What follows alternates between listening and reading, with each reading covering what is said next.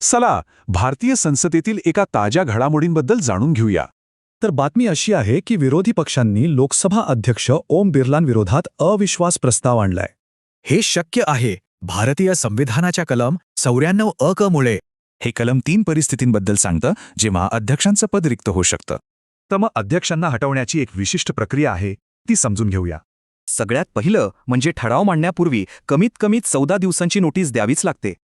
आणि मग येतो सगळ्यात महत्त्वाचा टप्पा, तो म्हणजे किमान 50 सदस्यांचा पाठिंबा. म्हणजे बघा 50 किंवा जास्त सदस्य उभे राहिले तरच ठरावावर चर्चा होते, नाहीतर नाही. आणि हो, स्वतःच्या विरोधातल्या चर्चेत अध्यक्षांना काही विशेष अधिकार असतात. आता हेही लक्षात घ्या की असं काही पहिल्यांदाच घडत नाहीये. याआधी 3 वेळा असे प्रस्ताव आले, पण गंमत म्हणजे एकही यशस्वी झाला नाही. त्यामुळे आता प्रश्न हा आहे की भारताच्या संसदीय इतिहासात यावेळी काही वेगळं घडणार का?